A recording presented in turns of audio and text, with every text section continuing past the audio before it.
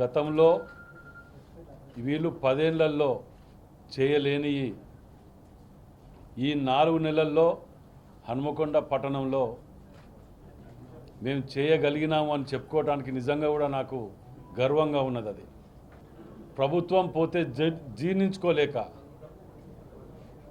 వీళ్ళు మాట్లాడుతున్న మాటలు వీళ్ళ తీరు చూస్తే నిజంగా కూడా ఆశ్చర్యం వేస్తున్నది. హరీష్ రావు గారు కానీ, కేటీఆర్ గారు కానీ, కేసీఆర్ గారు కానీ వచ్చిపోయినప్పుడు ఆ పంటలని చెప్పి,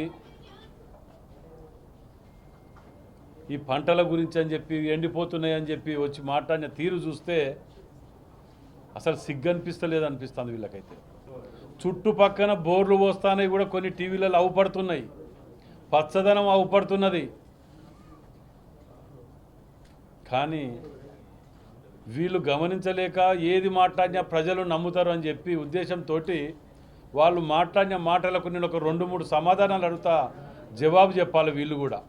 గతంలో మోరంచ వాగు అని ఆ గ్రామం కానీ ఉసుకతోటి దిమ్మెలతోటి ఇదైపోయి ఒక గ్రామం మునిగిపోయి 8 మంది శవాలు కొట్టుకపోయి ఊరంతా ఆగమైనా కానీ ఏ రోజు రాని కేసీఆర్ ఉద్యమకారులు చచ్చిపోతే రాకపోతేవి, దేనికి రాకపోతేవి, ఆఖరికి పట్టణం మునిగిపోతే హన్మకొండ పట్టణం మీ యొక్క ఎమ్మెల్యేలు, మీ యొక్క పార్టీ నాయకులు చెరువులు కుంటలు కబ్జాలు పెడితే మునిగిపోయిన దానికి కూడా రాకపోతేవి, నష్టపరిహారం రూపాయి కాదు కదా పైసా ఇవ్వకపోతేవి, ఇవాళ ముసరి కన్నీరు గారుస్తా అంటే సిగ్గనిపిస్తలేదు. ఇలా అది జరగటానికి కారణం మీరు కాదా? గన్పూర్ నుంచి నవాపేటకు దేవురుపల్లల్లో 90% వరకు మేము కాంగ్రెస్ హయాంలో కంప్లీట్ చేస్తే 10% వరకు కంప్లీట్ చేస్తే ఆ ఒక్క 7 ఎకరాలు కూడా ఇది కాకపోయేది. అలా అక్కడ మీరు ఎక్కడ కాంగ్రెస్ పార్టీకి పేరు వస్తుందని చెప్పి అది కంప్లీట్ చేయకపోగా ఆ 7 ఎకరాల రైతు కూడా బిడ్డ పెళ్లికి 5 లక్షలు ఇస్తామని చెప్పి దాన్ని వాంటెడ్లీ ఎండబెట్టినట్టు కూడా ఆధారాలు వస్తున్నాయి మా దగ్గరికి. అలా అంటే ఎంత నీచ నికృష్ట రాజకీయాలకు దిగజారుతున్నారంటే మీరు. ఇవన్నీ చేయటం వలన లిక్కర్ కేసు తెర మెరుగైపోతుందనో, మా ప్రజలు మర్చిపోతారనో, లేకపోతే వీళ్ళు చేసిన పాపాలు, కబ్జాలు, ధరణిలో కానీ, ఫోర్జరీలు కానీ, ఫోన్ ట్యాపింగ్లు కానీ, వీళ్ళ జీవిత కాలం జైల్లో గడపవలసినన్ని పాపాలు చేసి ఇవాళ నీతులు చెప్తానికి రోడ్ల మీదకి వచ్చి మాట్లాడితే ఇంకా ప్రజలు నమ్ముతారని అనుకుంటే అది భ్రమలో ఉన్నారు మీరు.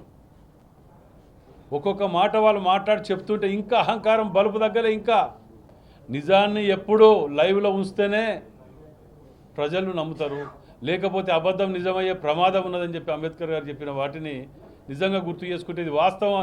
ఇలాంటి దుర్మార్గులు చేసే పనులకి ఇది వాస్తవం అనిపిస్తున్నది. దాన్ని బ్రిడ్జ్ ఎల్లుండి 5వ తారీఖు నాడు డిస్పెటల్ చేస్తున్నాం, ట్రాఫిక్ డైవర్షన్ కూడా. వాటిని కూడా ఆపడానికి పుల్లలు పెడుతున్నారు. అంటే ఎంత దుర్మార్గానికి దిగజారిందంటే చెప్పుకునేంత లేదు. 5వ తారీఖు నాడు ఆ డిస్పెటల్ చేసే రోజు కూడా ఆ సబ్జెక్టు దాని మీద తప్పకుండా మాట్లాడతాను. పట్టణాభివృద్ధి గురించి వర్షాలు రాకముందు నీళ్ళ సమస్య ఎట్లా తీర్చాలి, ఇది అయిపోయిన తర్వాత ఎండాకాలం అయిపోయాక వర్షాలు వస్తే మునగకుండా ఏం చేయాలనే దాని మీద కూడా మేము రివ్యూ పెట్టుకొని మేము తాపత్రయపడుతున్నాం. 24 గంటలు 4 నెలల అధికారంలో ఒకటికే కళ్ళు దాగిన కోతీరుగా వీర విహారం ఎట్లా అంటే కొంపలన్నీ ముంచుకపోయినాయి. ఏదో మేము చేసినాం, వీళ్ళు ఏం చేయలేకపోతున్నారు. ఎలక్షన్లు వచ్చినాయి, ఎలక్షన్లో మీకు వచ్చేది 3rd ప్లేస్. మీరు ఎక్కడన్నారు? అసలు మీరు ఎక్కడ లేరు, మీకు క్యాండిడేట్ లేరు, దిక్కు దివానా లేకుండా తిరుక్కుంటా ఏదో నలుగురిని పెట్టుకుని గంభీరత మాటలు మాట్లాడితే ఏదో ప్రజలలో ఉన్నారనుకుంటున్నారు. మీరు చేసిన పాపాలు మిమ్మల్ని వెంటాడుతున్నాయి.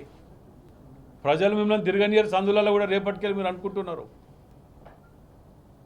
10 ఏళ్ళు కలిసి సంసారం చేసి బీజేపీ మీరు ఒక్కరోజు రైల్వే దాని గురించి, కాజీపేట రైల్వే దాని గురించి మాట్లాడకపోగా ఏదో చేసినాం, ఏదో ఎక్కడ ఏం చేసిరో చెప్పండి, ప్రజలకు వచ్చి చెప్పండి. ఇలా బీజేపీ కూడా చూడండి. ఇలా నిజంగా ఎంత దౌర్భాగ్యం అంటే మీరు పెద్ద పెద్ద మాట్లాడుతున్నారు కదా. ఇలా కాజీపేట వరంగల్ జిల్లాని నట్టేట బీజేపీ బీఆర్ఎస్ 20 ఏళ్ళు గతంలో కూడా చెప్పినా ఇప్పుడు కూడా చెప్తున్నా. వీళ్ళు ఎన్నికల్లో టికెట్లాడవుళ్ళ వీటిల్లో వాటిల్లో లొల్లిలో ఉన్నారు. కానీ క్రూ కంట్రోల్ 3 తరలిపోతున్నా ఇప్పటికొక బీజేపీ కూడా మాట్లాడతలేడు. వరంగల్, ఓరుగల్లు అనే నామం లేకుండా చేయటానికి అతి భయంకరమైన కుట్ర జరిగింది.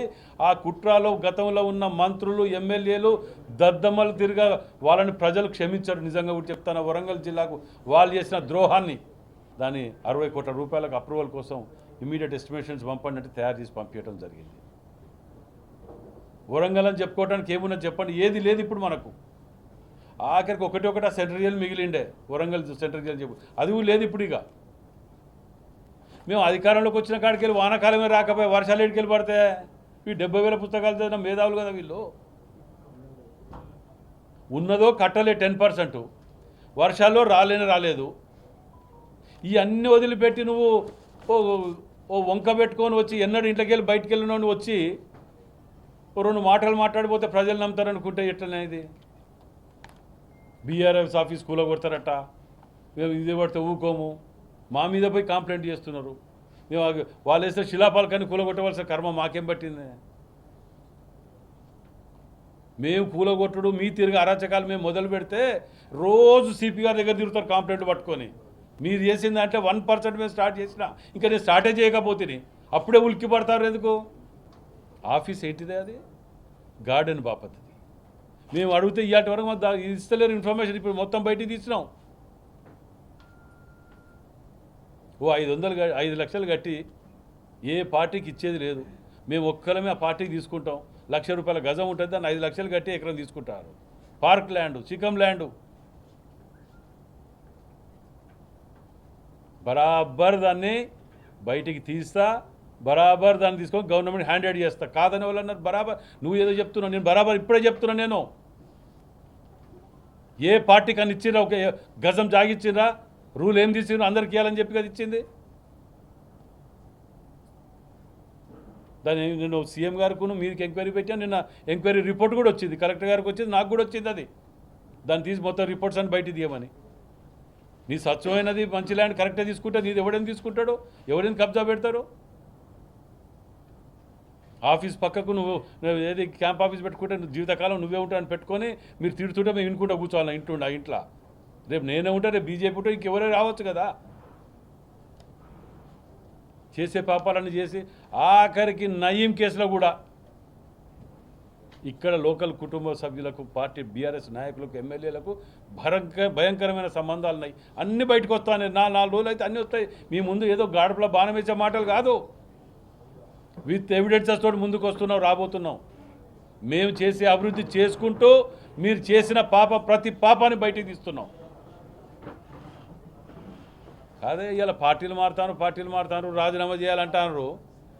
ప్రతిపక్షం లేకుండా చేసిన అన్ని ఖాళీ చేసి తీసుకుపోయి కప్పుకున్నప్పుడు ఏ రాజీనామా చేసిండ్రు ఈ నాయకులు?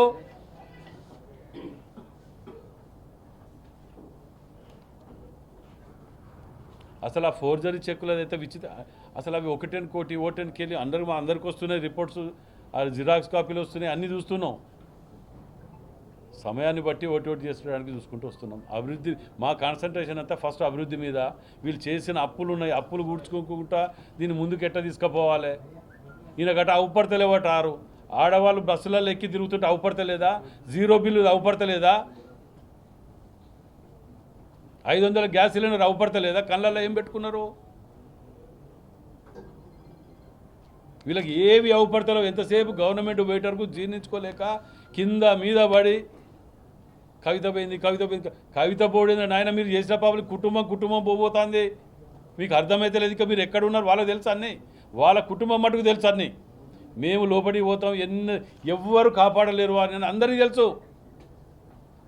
ఏదో లొల్లి పెట్టుకొని అటెన్షన్ డైవర్ట్ చేస్తే మా మీద కక్ష సాధింపు చర్య చేస్తాను, లేకపోతే ఈ చర్య చేస్తాను, మమ్మల్ని లోపల పెడతాను, ఇది అనుకుంటే పబ్లిక్ కాపాడతారేమో అనుకుంటున్నారు. మీకు రాష్ట్రపతి మెర్సీ కూడా లేకుండా అట్టాడి పాపాలు చేసాను మీరు. కిందికెళ్ళి మీ దాకా